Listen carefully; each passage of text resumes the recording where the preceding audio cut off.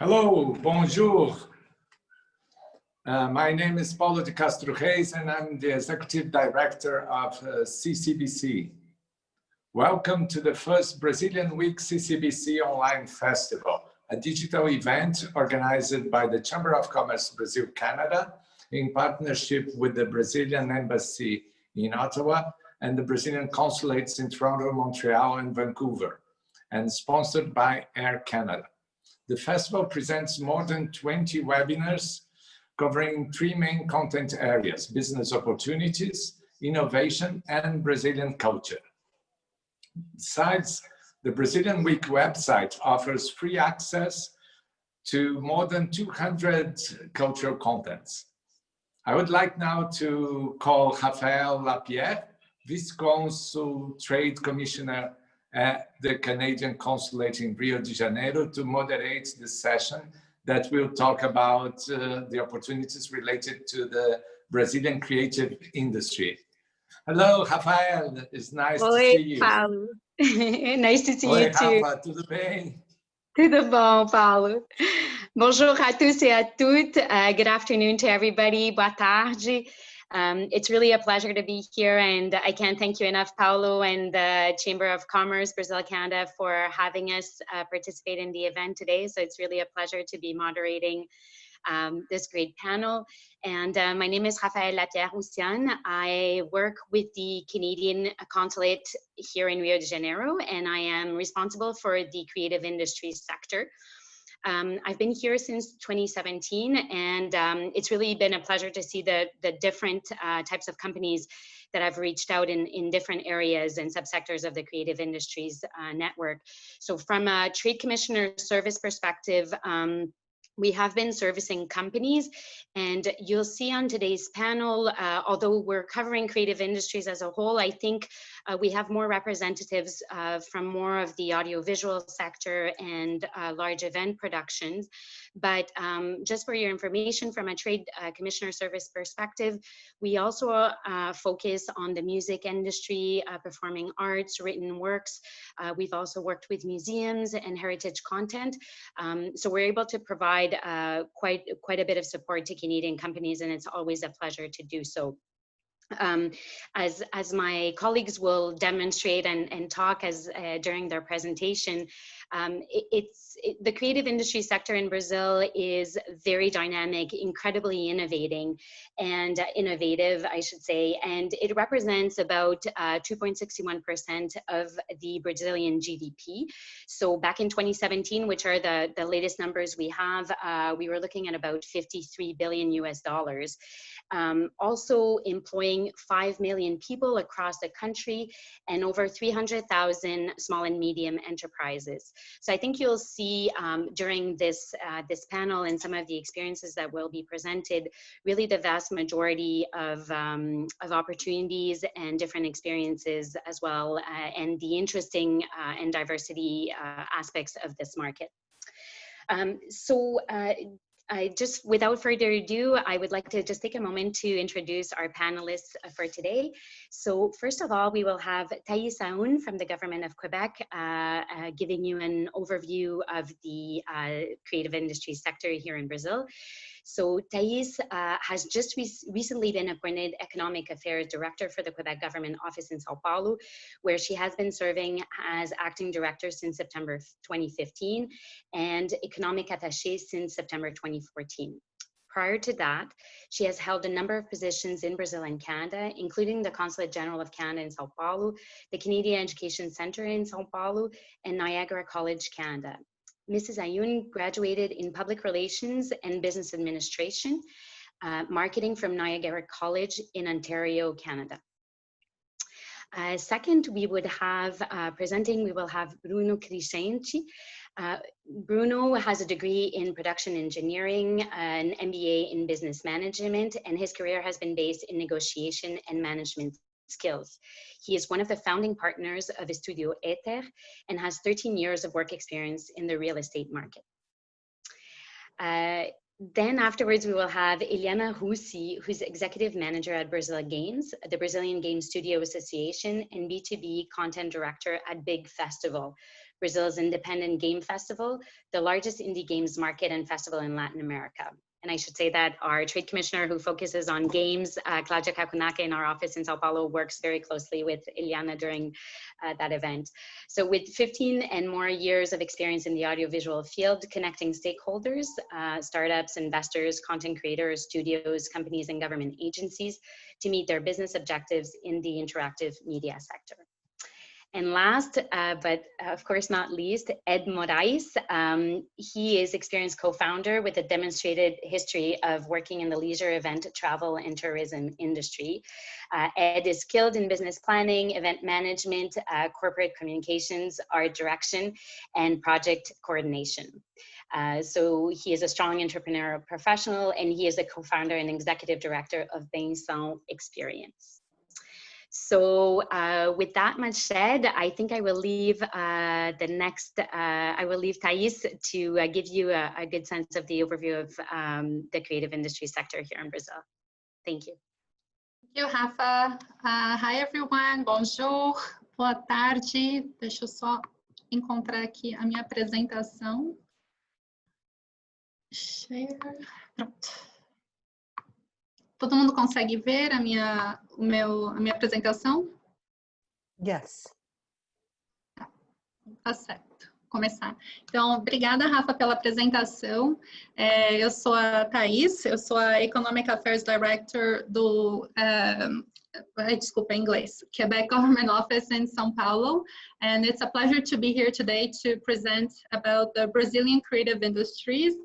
Or what I'm able to present in just 10 minutes is such a rich industry that it's would need hours and hours to discuss every element, but I'll make it short and geared towards the Canadian market of companies that would like to be active in this industry in Brazil.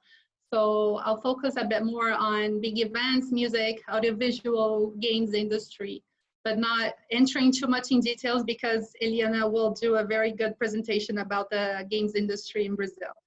So to start off, I'll use the definition of creative industries provided by FIRJAN, which is the State of Rio de Janeiro Federation of Industries that designates 4 sectors within the industry that you can see on my slide. So consumption, media, culture, and technology.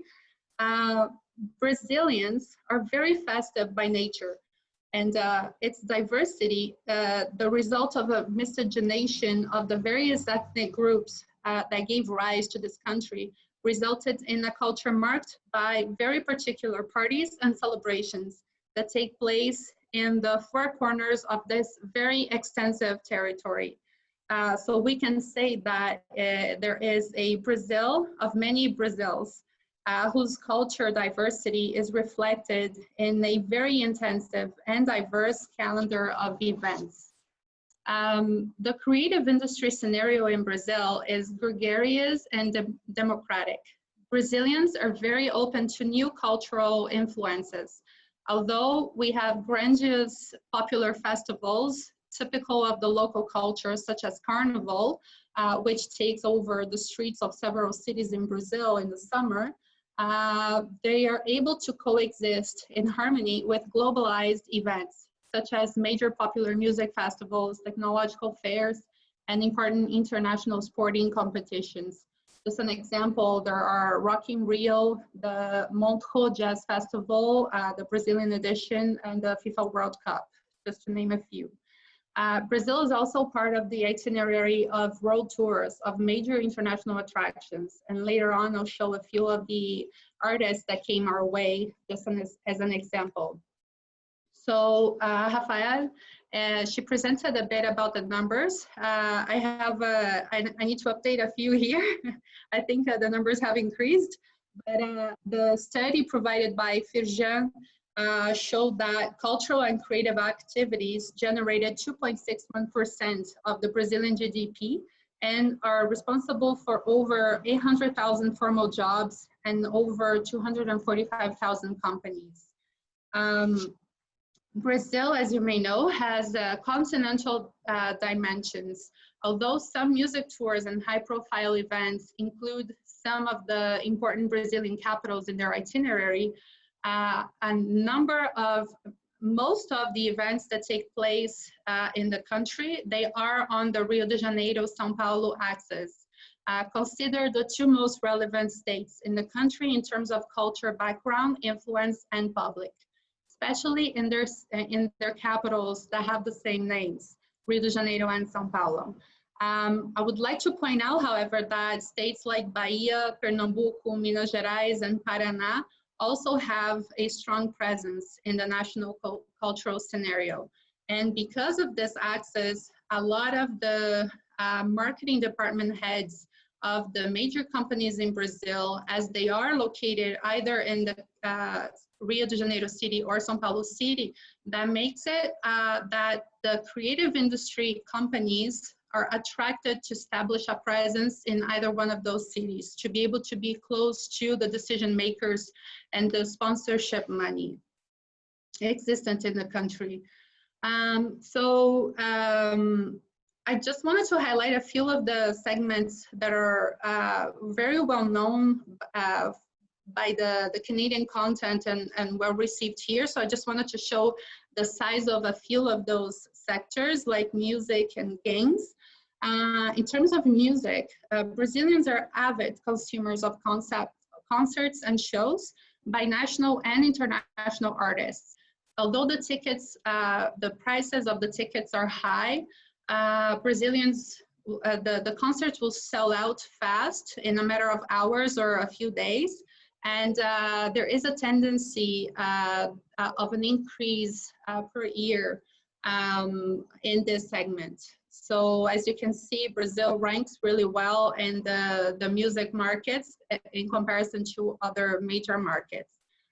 So lots of potential here for showcase of content from Canada and also technology to be able to put together such large festivals and shows and spectacles. In terms of games, as I mentioned, I'm not going to go too much in details, but I put some information here just to give you an idea. I think the main point here that I would like to highlight is the audience that we have in the country. So Brazilians love to play video games, especially now during the pandemic. There was a huge increase in playing games online, esports, and etc. So there is quite a big market for Canadians that would like to operate in this segment here. Specifically in the context of a pandemic, Latin America will have the second largest relative growth with revenues of $6 billion US, an increase of 10.3%. That's a report from Newzoo. And also I'd like to highlight the expansion of 4G networks and the arrival of 5G and how that should further collaborate for the expansion of the electronic games around the world, and that includes Brazil.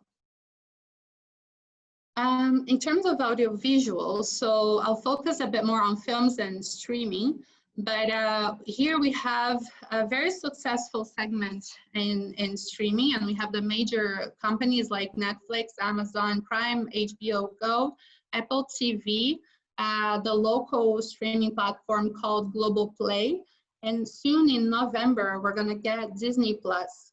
Only in 2020, in big part due to the pandemic, we had 1.2 billion people subscribing to some type of service.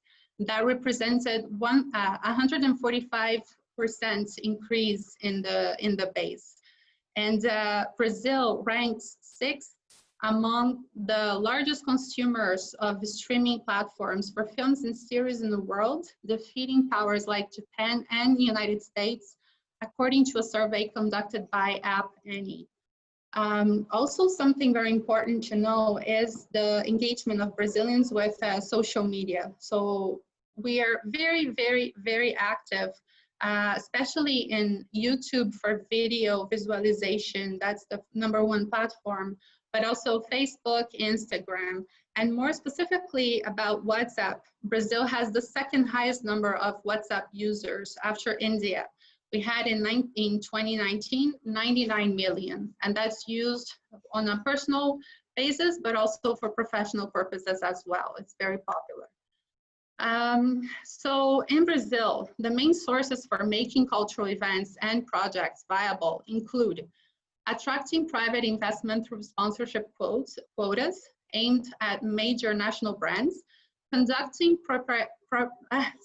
proprietary events as part of the consumer brand marketing strategy, raising public investment through sponsorship quotas, support from public authorities through the assignment of services necessary for its execution, and tax benefits through incentive laws. It is worth mentioning, however, that investment in sponsorship by private companies has been decreasing year after year. The recent restrictions suffered by the tax incentive laws, which had a great impact on the financial viability of such projects, contributed to this scenario. So there are sponsorship money in the country, but they are used on very, very large, well-established events to be able to have a turnaround more interesting in terms of visibility for the companies that are sponsoring the events. Sorry. Just to go back a bit more about the public financing sources, as I mentioned, that they have been diminishing, but they still exist, and they exist at the federal level, at the state level, and the municipality levels. Especially in the state and municipality, especially in the areas that are more that are stronger in the creative industries, such as Sao Paulo. So just to mention a few, because I won't have time to go through them all, but at the federal level, there are PRONAC, National Cultural Support Program, National Cultural Fund, Rouanet Law, Visual Audio Law, and they are tax incentives where companies may be able to get tax back when investing in activities related to the cultural event sector. Also recently, there was a Aldir Blanc law approved by the federal government to help our artists, producers, technicians, and businesses in the cultural sector during the COVID pandemic. And that's funds of around 3 billion reais. At the state level, specifically in Sao Paulo, there is a PROAC, which is a tax incentive program that deducts up to 3% of the tax on circulation of goods when the company sponsoring is sponsoring activities in the cultural projects of the state. And also the Sao Paulo City Development Agency that has allocated 275 million reais exclusively to small and medium-sized companies in culture, creative economy, tourism, and commerce. In terms of bilateral relationship, Canada and Brazil have co-production agreements since 1995. Specifically, Heritage Canada and the Brazil Cinema National Agency have been in discussions to update their agreement and also to include digital media. And Canada Media Fund with Sao Paulo City's Cinema and Audiovisual Company would like to reinstate a co-development fund that once existed in 2015, 2016. So here is a few of the activities that I was able to fit in one slide about artists and theater groups and festivals that happen here. I'm pretty sure you can find one or two artists of your preference in there. So big names, they come to Brazil. Some of them come once a year. They do a tourney of the country. Some of them come to one festival. Some of them come once every 10 years. But the important thing is that it's increasing. That's obviously before COVID. But the tendency is that this will continue later on once we're able to agglomerate again. Here is I'm going to give two examples of activities to give you an idea of what happens here in Brazil in terms of festivals. So this is a Brazilian music festival, Rock in Rio, which is one of the biggest music festivals in the world. founded in '85. And as you can see by the numbers, it's a huge activity that it receives many, many artists, many visitors. There's lots of money and revenue and lots of exposition to companies that want to promote their brands. So when I mentioned that sponsorship money is scarce but still available, usually it's available for big activities such as this, where it's assured that the companies will receive a lot of visibility in exchange for their sponsorships. Just a few images to show the sizes of the different stages and the different attractions that they have there, like roller coasters, themed cities. Everything is built for this festival, and they use the Rio de Janeiro Olympic Park as the venue. It's once every 2 years, and this is just a plan of the structure that was built in 19. Something different but equally popular in Brazil is the Carnival, which is the most popular celebration in Brazil. During the summer, it's a few days of celebration, and there's a lot of revenue that goes around in the cities that receive and hosts the celebrations in the streets or as parades. So big numbers of population, lots of money of sponsorship, lots of implication from the cities and the states in terms of organization of all of these people that come to celebrate Carnival. So here are a few of the photos that show something structured, like on the right, the parade in Rio de Janeiro in a closed off venue. And the photo in the middle shows just a concentration in the streets of people celebrating and singing and dancing. So finally, already before the COVID crisis, market studies pointed out to the importance of digital transformation in the creative industries. This crisis only highlights the importance of a digital economy and new technologies as main growth drivers for the sector. Some sectors are benefiting from the change in behavior caused by the current scene, such as streaming, games, content, and digital services. There are many renowned Brazilian artists that are producing live shows recorded from their homes or from spaces provided for entertainment. But they are, even though the quality of the performance is not the highest, they are accompanied by millions and millions of people across the country. So it's a big opportunity for brands to establish themselves. And in here, there are lots of space for use of new technology to improve this type of live.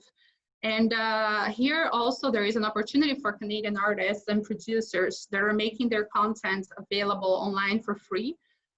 This could also be a way to showcase themselves in Brazil and give them visibility for future opportunities in the market in the future.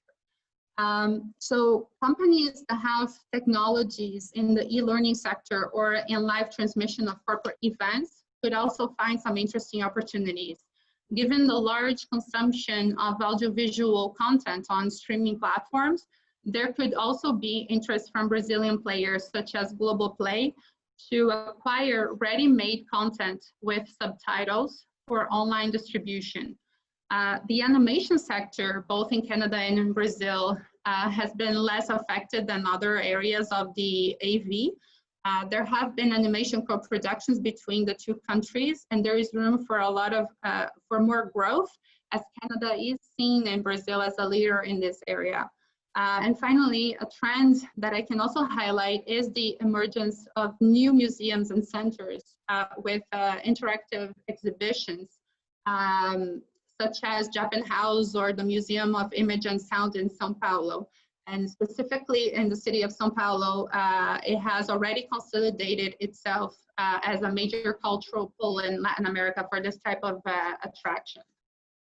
So that's it. I'm out of breath a little bit, but I'm available if you guys want to ask some questions later on. Thanks, Raphaelle.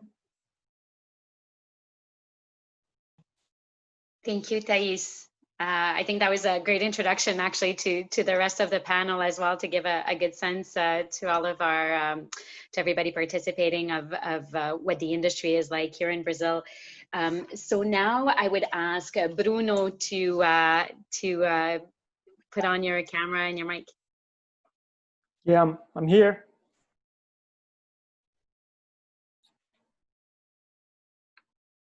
Hello, everyone.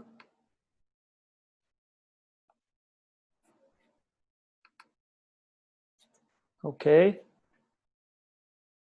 So I'm going to start my presentation. Thank you, Raphaelle, for the introduction.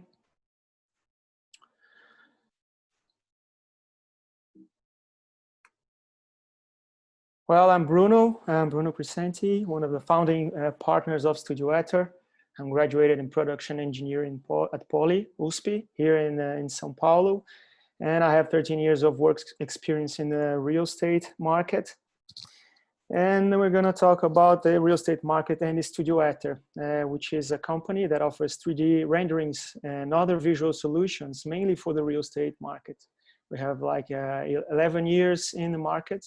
We have worked with one of the largest players in Brazilian real estate market, with mostly high-end projects. We're based in Sao Paulo, but we work with players in the whole country.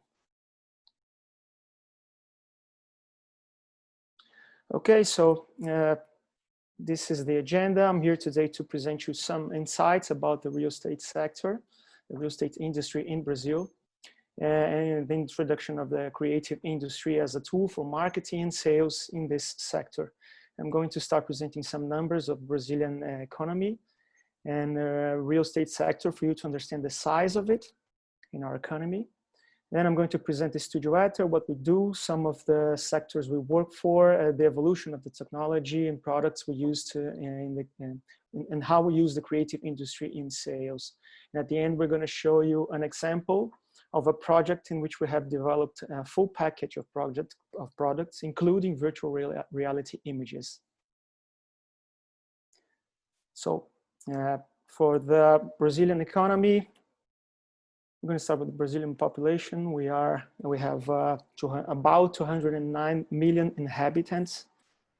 Brazilian economy is the 9th largest in the world, and our GDP is 1.84 trillion in US dollars. And the industry sector represents, which the real estate is a component of it, and represents 22% of the GDP. That represents 410 billion US dollars, and Brazil is the 2nd largest manufacturing sector in the Americas. So specifically talking about the real estate sector represents $58 billion and was responsible for the generation of 10% of the new formal jobs in Brazil. And this industry has delivered 130,000 new homes in last year, 2019. So this is these are the numbers to show the relevance of the industry we work with. And now I'm going to present some numbers for Studio Ether. We have 11 years in the market, more than 280 projects made, more than 4,000 images rendered. We work with high-end projects in Brazil and abroad. So we work with a wide range of products, and I'm here I'm going to show you some examples of it. And this is the residential towers, some projects showing those residential towers, mixed-use projects, horizontal condominiums,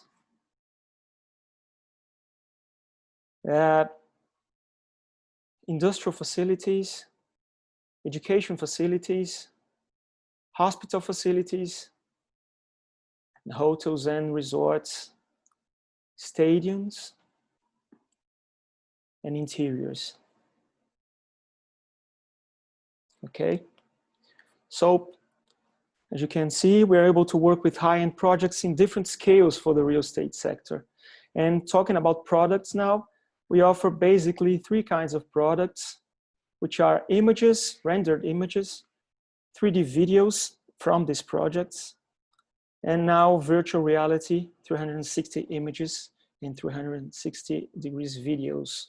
And for the last 3 years, we have developed our production pipeline to include the virtual reality products, anticipating the change in technology and the new possibilities to come. And now to finish, I'm going to show you an example of how we apply the virtual reality to real estate market, generating value and marketing, value to marketing and sales. So I'm going to show you a project of a horizontal condominium. This is a real estate development project that has 364,000 meters squares of land property. It has 83,000 meters of 83,000 meters square of green area. You can see over this part. And it has different kinds of projects here. We have residential lots on this green area. We have mixed use towers over these blue areas. And we have residential towers on those green areas over here. This is a project in the interior of Sao Paulo, of the state of Sao Paulo, which is a really big one. And we have made some examples. This is an example of image rendered for the client. This is showing one part of the project. This is a mixed use. You can see over here those different kinds of towers. And this is a landscape project we had to develop with the client, with the project. They have planned everything over here, over this image. You can see this is another angle of this project. And this is the green area. This is showing the green area and the whole development. So for this project, we also made a 3D rendered video. But today I want to show you the user experience of a virtual reality headset for this project also. And this is a video showing the user experience with the headset. So I'm gonna start it over here.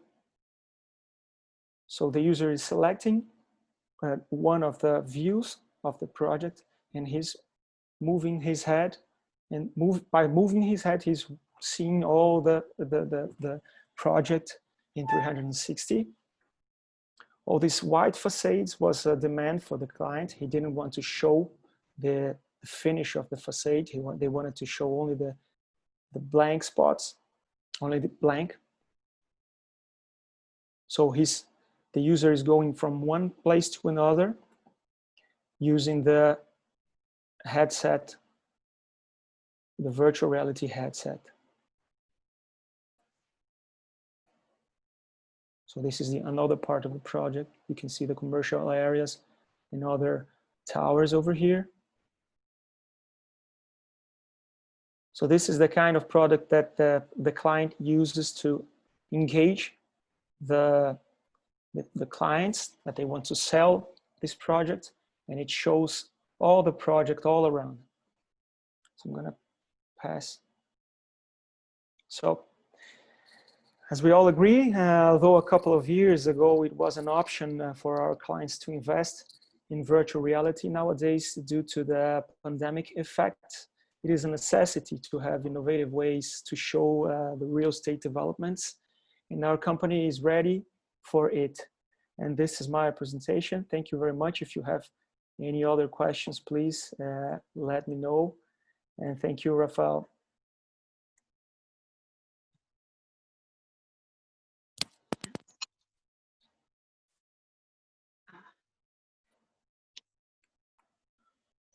Thank you, Bruno. That was really interesting, and I think especially as well your last comments concerning the pandemic and how this actually generates some innovative ways of looking at how you can integrate creative industries in your in some sectors of business that have been considered more traditional is quite interesting. Hopefully, we'll have some questions on that. So I will now ask Elena Russi from Abragames. Eliana, if you want to address the audience. Hi, everybody. Thanks for this opportunity. Thanks, Brazil-Canada Chamber of Commerce. Hello, friends from Canada. Hello, friends from all over the world. First, 1 second so I can share my screen. There you go. Hope you can see it. And can you see my screen? Yes, it's great, Eliana.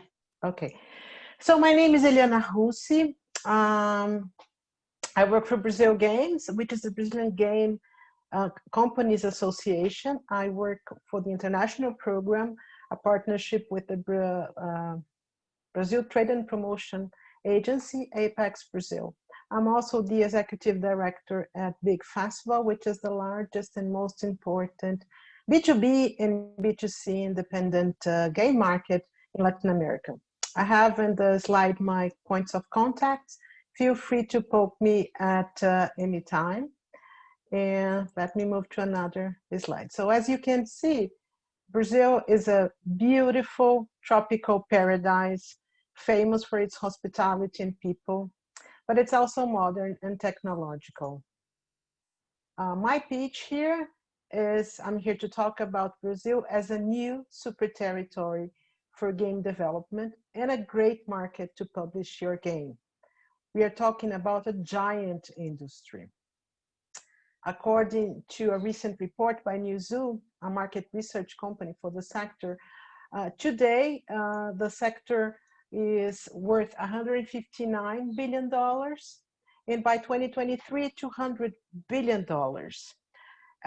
It's year per year, 9% growth. That is huge. And it's even bigger after the pandemic, but we're not getting into that. It's going to be another presentation if we go through that right now.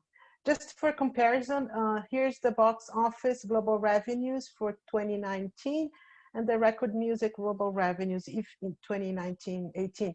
If you sum that up and multiply by 2, still you're not going to reach the global game market. So it's real big and growing.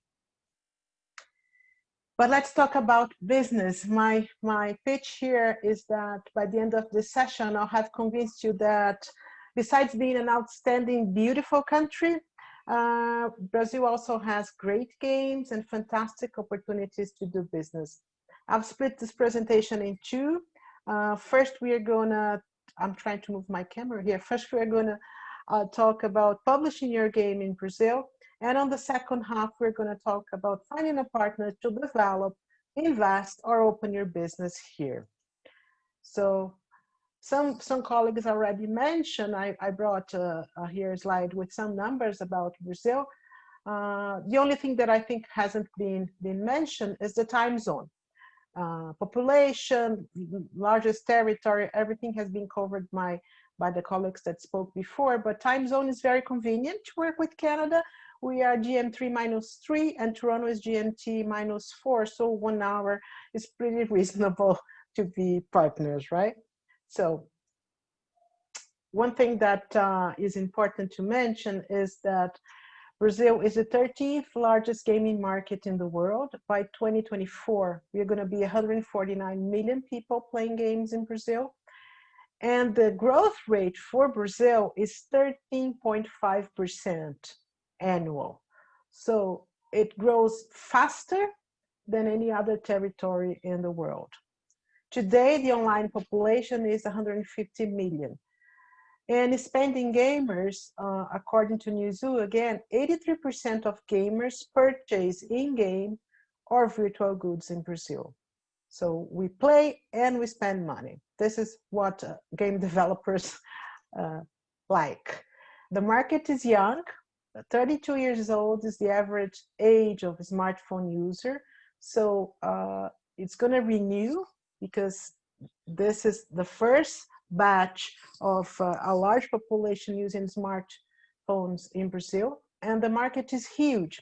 Brazil accounts for 42% of all e-commerce in Latin America And games is part of this crush. So there is shopping, food delivery, but games is really important. Just a matter of comparison, for example, Brazil accounted for 10%, more than 10% of all TikTok downloads in January.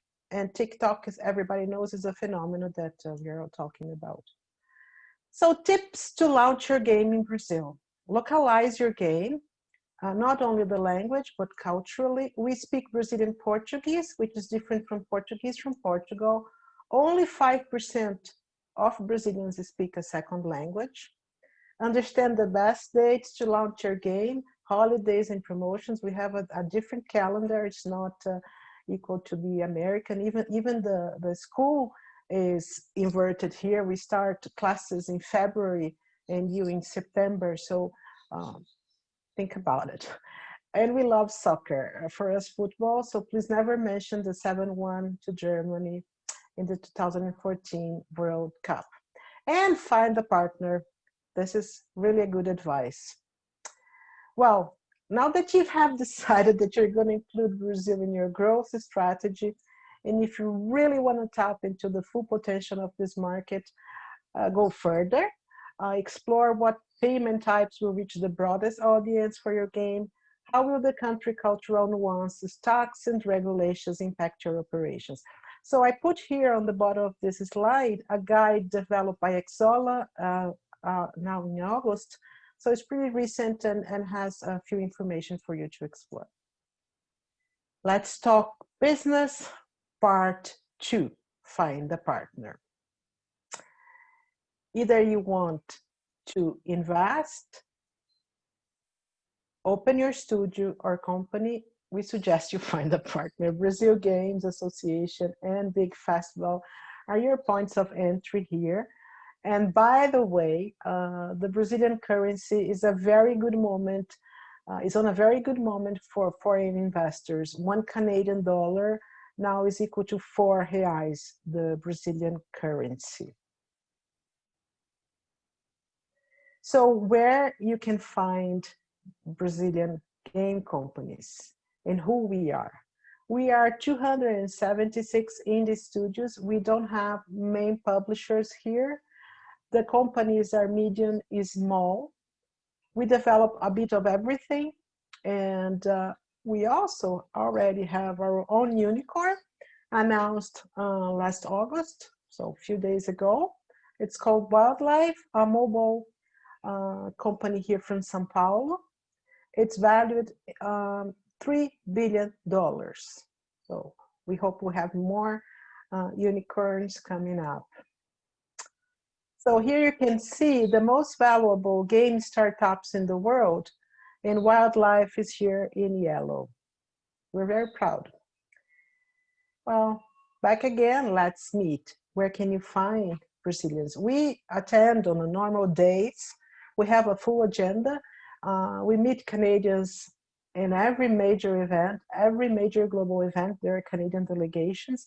And here are where we mostly have interaction with Canada. At GDC in San Francisco, which is the most important event of the calendar, at Gamescom in Germany, PAX, but coincidentally, we are gonna meet with Canada again at the end of October at External Development Summit, which is in Vancouver.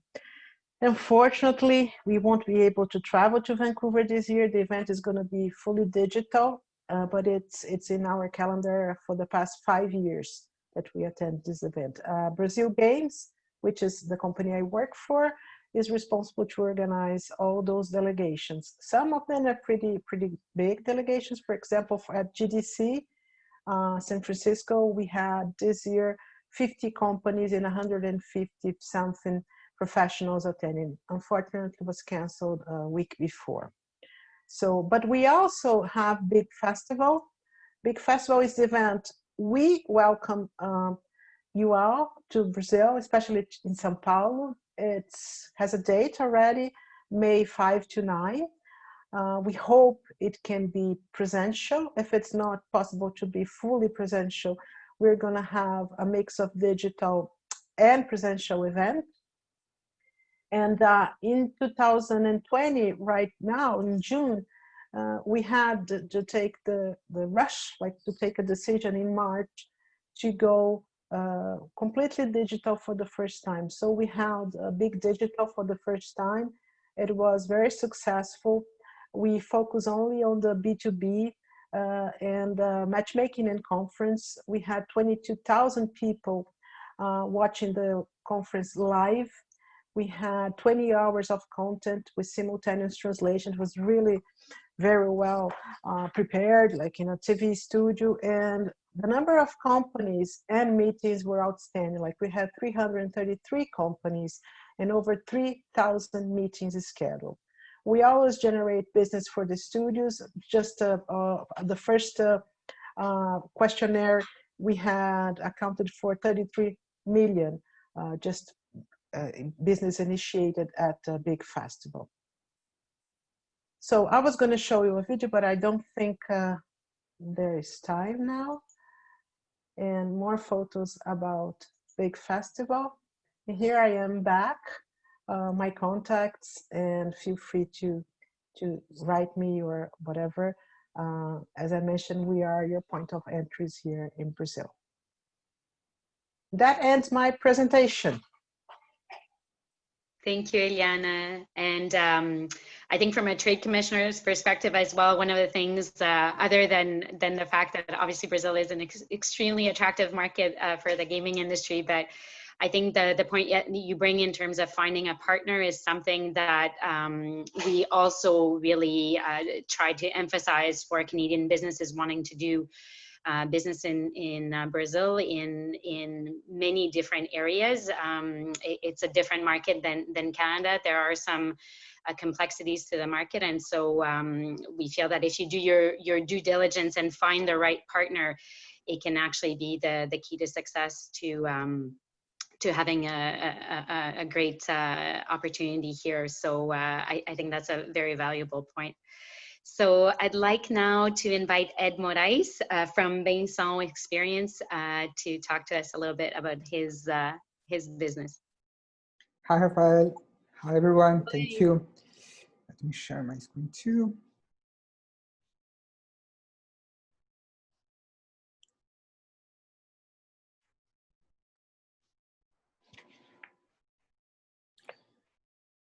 So, good afternoon, bonjour, boa tarde. Thank you for having me here. It's already the last day. It's been so interesting content, such major opportunities. Well, today I will share my brief story, how my 18 years experience in events is leading me to connect Brazil and Canada through the creative industry. I'm from Sao Paulo, the largest and most complex city in Sao Paulo, which means almost half of Canada's population living together in the metropolitan area. Yeah, that's right. And as soon as I decided to move to Sao Paulo, I started dedicating my career to large events. I worked for FIFA during the World Cup and more than 50 companies during the Olympic Games. Events, it's a big business in Brazil, but when I decided to become an entrepreneur and start my agents, I was focused on going further. I decided to put myself in the creative industry and find ways to link valuable content to an existing demand. Talk about creative economy, it's a great opportunity to understand how ideas can be valuable for business and creators to make money and also provide interesting and fun content. And this is a huge and diverse industry, from music, video, fashion, to game, as we just saw. So it's content generating business and experience. Being in contact with this industry is the possibility to learn, to meet people, and of course, to have fun. From corporate events, I decided to invest in experience based on creative and immersive content. But experiencing which content, in what context, where could the demand be? When are people looking for content? When do they want to explore ideas and get to know people creations? Events and tourism. Industries based on people who discover amazing content, pay and travel to get there. This is a great market. More than $3 trillion in the global market. But how about Sao Paulo, where my company is located? Well, Sao Paulo, as I said, is the largest city in Brazil and receives about 15 million people every year. The not good news? Only 1 in 10 visitors went there to have fun, to buy and experience content. It's insane if you consider that it's the most cultural and diverse city in the country. More than 100 museums, 154 theaters, and 39 cultural centers, and numbers of urban parks. São Paulo is the capital of the gastronomy, and most of the restaurants listed in South America Michelin Guide are located there. At some point, 2015, I was leaving the big event industry and decided to make a bet, to understand why the city was being so underestimated. And that's how we established Bain São Paulo.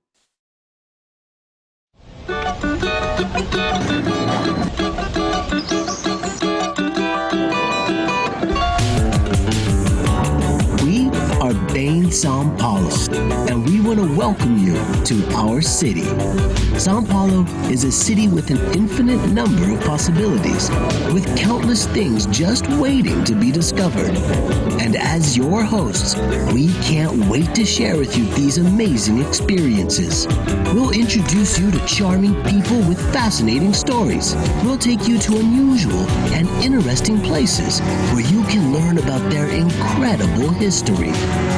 We want you to have fun and enjoy our city, which of course means enjoying the food, the drinks, and the music, as well as getting to know our culture and art. We're here to take you on memorable experiences. So join us and see Sao Paulo like no tourist has seen it before with Bain São Paulo. Yes. Our background of working for companies creating, producing large events was fundamental to our business, but we had to learn quick and about the tourism industry and its premise. The bet I made was start to be one. Large groups of people came to Sao Paulo hosted by us. The companies were sending their employees to do business, but also to have fun, and many travelers were discovering a hidden city. This is a summary of our 4 years of operation. 70% of our work is dedicated to creating and delivering experience to large and multi-sector companies such as MasterCard, Mercedes-Benz, and Google. 30% of what we've been doing is taking visitors to tour and experience the real Sao Paulo through its culture, history, gastronomy, and diversity. People can book their experience using TripAdvisor, Expedia, or when they are booking a flight. Partnerships with the main attractions in the cities, museums and galleries, restaurants, and award-winning chefs, belvederes, hidden gems, and much more. And so we, like everyone else on a global scale, face and continue to fight against the enormous challenge called COVID-19. The fundamentals of our business, events plus tourism, were directly impacted. What could we be done? Well, go online. In 3 weeks of hard work and discussion with our team, we were able to release digital versions of our experience. People could now cook with chefs, have a happy hour with a brewmaster, or take a virtual tour in Sao Paulo's landmark. And best of all, they could not only be at home, but anywhere in the country and in the globe. Oi, eu sou o chefe Onildo do restaurante paraibano Cozinha Hot.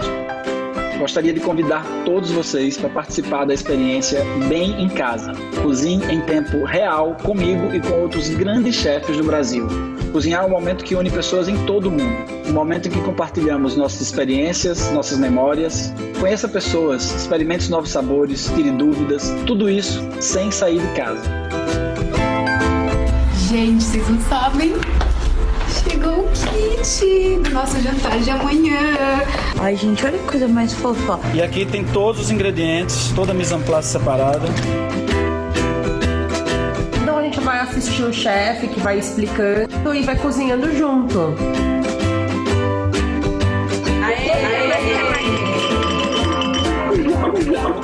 Entre no link para saber mais sobre como participar dessa experiência exclusiva.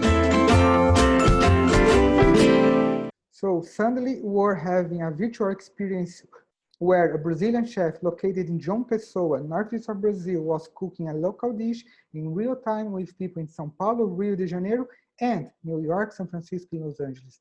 That's what happened. The Bain São Paulo experience at home was launched, and it had some repercussion.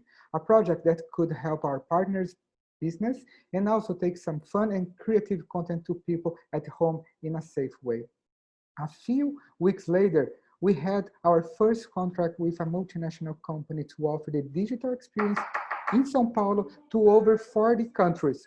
We realized that this was the piece we were missing, the possibility to scale our idea. The possibility of creating a tech solution for what we were doing some years ago and connect people and have them experiment wherever they work. Plugin City, a spin-off from Bain Experience focused in connect digitally curative experience between creators and guests. A marketplace for hospitality and tourism industry to offer creative content. Scalability as a go, no borders, no need to travel. At this point,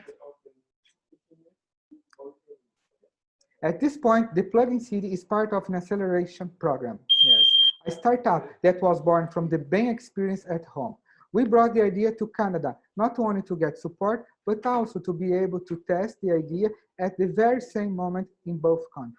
The Latin Startup Acceleration Program in Toronto will last about 4 months and will help us better understand the market and the opportunities. Our plan is launch the platform on December 2020. Brazil and Canada are a priority market, and that's an opportunity for investors and partners. By the way, this is one of our partners in Brazil. I invite him to talk a little bit with us. This is Junior Baltura from Avot Brewery. Hello everyone, I'm Junior Baltura. I'm a beer specialist and I'm the founder of Cerveja Voz, this brewery here that you are seeing right now. In English, Grandparents Brewery. So, since our brewery has to be closed due to the COVID, we were figuring out how to keep our business running, and Bain São Paulo comes to us with this idea of virtual meetings, of happy hours, and the surprise is that this idea not only helped us to overcome this difficult moment, but also created a new business for us. It's been really surprising. In the beginning, I didn't know about this idea, if it would work it, and it's been working a lot for us. So the possibility to meet people in their homes or anywhere, to have a beer with them and talk about my passion for beer, it's been priceless. That's why I would like to invite you to know more about the Brazilian craft beers. We are here doing a really nice job, not only me, but everyone here. But I also want to know more about beer in Canada. I was told that Vancouver has a lot to show, has a lot to taste. So I hope to see you soon, and that's all. Cheers. So Canadians will be able to visit a coffee farm in Brazil to talk to the specialists. And Brazilians will be able to visit a winery in Okanagan Valley, for example, or join a beer production in one of the many breweries we have in Vancouver, where I live today. Oh yes, I'm being lucky to live in Canada for the past 1 year, and the experience of having my feet here and be able to work for both countries has been amazing.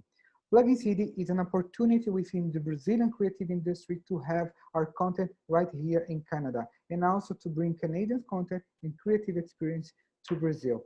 So thank you very much. Feel free to write me, and I'm open for questions. Thank you, Raphaelle. Thank you, Ed.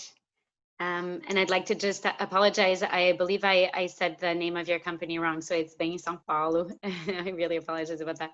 No worries. So I don't think we have any questions right now from the group, but I have a couple of questions that I'd like to pose to the speakers. And I think from my perspective too, what I like about some of the stories too that we've heard today is that it's also a positive messaging around creative industries in the time of the COVID. I think both in Canada and Brazil, it's an industry that's been, the creative industries sector has been hardly hit for some of the reasons that Thais has mentioned and Ed mentioned, the large events, the live presentations. But it's great to actually see some companies able to make the most of it and actually come through with again, innovative solutions and being able to make the best of the situation and finding new ways of doing business. So maybe this first question would be for Thais. Would you be able to elaborate on some of the opportunities in Brazil for Canadian suppliers of content, products, and services? Hi, yes, sure. So for suppliers of content, products, and services, the best opportunities are within the Brazilian agency market, mainly live marketing that do events, fairs, brand activations, promotions, and trade marketing, as well as advertising, which represent the greatest potential for the Canadian creative industry. In addition, owners of large-scale events can be important potential customers for interactive content, such as audiovisual, 3D films, mapping, to name a few. There are also agencies with a strong strategy of sponsoring events are always looking for innovations to compose their activation strategies, such as interactive experiences, including VR, augmented reality, and other cutting-edge technologies. Content producers may also find opportunities with major Brazilian artists who perform mega stage productions for recording shows that need more technology, new items to call the attention of the consumer. So I think that's it, Raphaelle. Thanks for this, Thais. We've seen as well, it's interesting in the music industry, we've seen companies that have platforms, for example, of different types, either post-editing or even for sharing music, that have been contacting us. So it's interesting as well to see just the innovation coming from Canada and trying to find some space here in the Brazilian market. So hopefully that gives everybody here on the line some ideas. I had a question as well for Bruno. Bruno, what obstacles would you say you have faced in implementing virtual reality in your market? I have to say I was quite amazed when we were discussing your company earlier on. I hadn't thought of virtual reality for real estate, and I have to say it's quite seeing some of the images you shared with us. I think it's actually quite a natural fit. So I'm interested in sort of seeing how you thought of implementing this and some of the challenges you may have faced. Yeah, we have faced a lot of obstacles. Mainly we can separate it in two parts. The customer trouble with the usage of the technology. So they had to experiment a headset, and at the beginning we have developed a kind of a video game through the project, so the person could go with the joystick and search for the project, go to everywhere. And that proved to be a wrong idea because the user didn't know how to manage the joystick, and wasted time in lots of parts of projects that were not important for the real estate developer. So we had to try to find a new way to present a solution for them. And then we had to develop another kind of product that could, it's a kind of a tour, guided tour through the project. So the person doesn't have a joystick. It goes just where it should be, where the guy, the developer wants the person to be. So we had to do this. And the second thing is the technological problems we faced. The people, when they used the headset at the beginning, they got dizzy because the performance of the headset was different from today's. And now our project is very heavy, so we had to adapt the project and the quality of the project and the images with the performance of the headset. So this is the two problems we have faced in the beginning. And I think now we have a good product to sell to the market.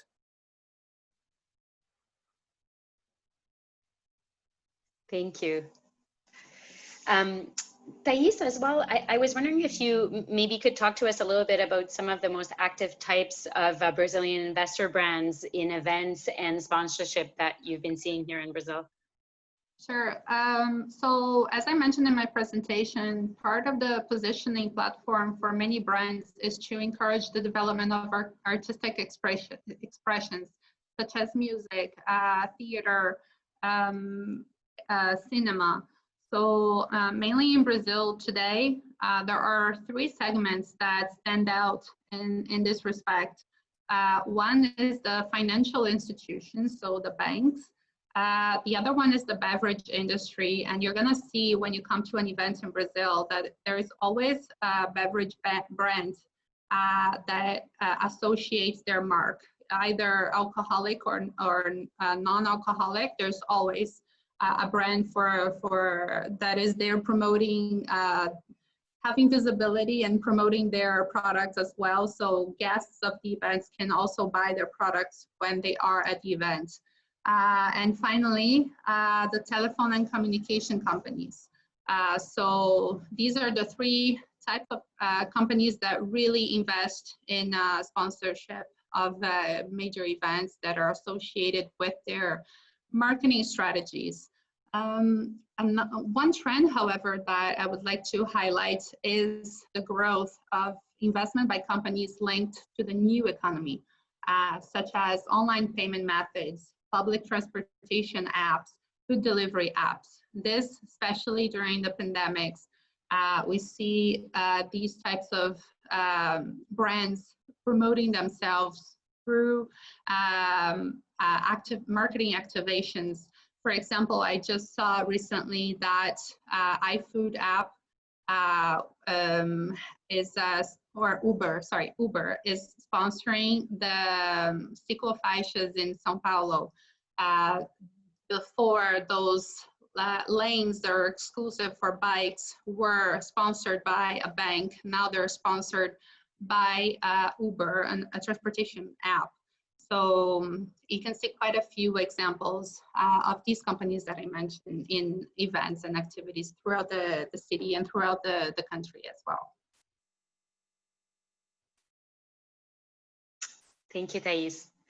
I was wondering as well, I'm sort of jumping from one speaker to the other, but one of the thing I wanted to see as well, if Ed could comment a little bit on the fact that we've seen a lot of companies in the hospitality industry being impacted and losing, obviously, revenue related to the fact of not being able to host event at this time. Could you tell us a little bit, based on your experience, and how you see a digital experience can help them in that context, and what type of businesses do you see being able to make the most use of these types of services? Sure. We can have, for example, restaurants. Restaurants, they have people coming to their tables. They start doing deliveries, maybe pick up. Anyone can go there and take food to home. But events, most countries and cities are not allowing big number of people getting together. And the other part of the issue is they cannot invest in other solutions. So going online and taking this kind of experience to the digital platform is somehow an opportunity to get back some part of the revenue, because they don't need to invest. The structure is already there. For example, a restaurant, the chef is there working for them. So this chef can have like an online session with the customers. And this is also a brand opportunity, because the restaurant is gonna talk about themselves and how interesting is the way they work. This can also maybe, if you think about coffee shops where they roast their beans, maybe in Canada, beans from Brazil, they can show clients how to do that at home after buying their beans. We can do this for bars with mixologists. So it's a way for hospitality business to use their already existing infrastructure, not investing anymore, and trying to get some part of the revenue. And after of this crisis, we can also have this in a hybrid way. So everything that's been developed can stay as a business opportunity after. I think that's the important way to see how online experience can help them, this kind of business. Thank you. No, I think that's very, very interesting. Yeah. I see the time, and I'm cognizant that this is Friday afternoon for everybody, but I wanted to maybe just leave the last few words to our one palestrante who hasn't had a chance to have a question.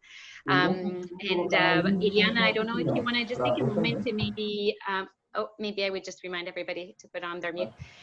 If you want to just take a moment, I know you're organizing an event coming up here on. I think there's a mic open. Yeah, I think someone has a mic open. Please put on your mute buttons. Thank you. So Eliana, I don't know if you want to just take a few minutes just to remind the audience of an event that's coming up on games that I think would be worth. Yeah, we're organizing with the Consulate in Sao Paulo on September 30th at 5 o'clock in Brazil, but you can get more details with Claudia Kakunaka, the Trade Commissioner Officer. We are organizing a session to go further on the synergies, potential partnerships, business between Brazil and Canada in the game sector. So this session, the first one on September 30th, we're going to talk about Canada, some of the speakers from Montreal, Ubisoft. It's going to be very interesting. And then there will be a next one that Brazil will showcase more specifics to Canada. So thank you very much. And go ahead with the festival. Congratulations. Thank you, Eliana. So thank you again to the Chamber of Commerce for having us all on the panel. I would just say again to Canadian businesses who are interested in doing business in Brazil, feel free to reach out to one of our trade commissioners. In a number of our missions, we actually have we have the embassy in Brasilia. We also have 2 consulate generals, one in Sao Paulo and one in Rio, as well as trade offices in 3 other cities of Brazil. So we have trade commissioners that work in all important economic sectors in the country and are able to provide you support as you're looking to expand here. So, and as well, Thais, who works with our Quebec office in Sao Paulo, is able to provide that support. So once again, thank you for joining us today. It's been a pleasure, and we look forward to speaking with you in the future on creative industries in Brazil. Thank you. Merci.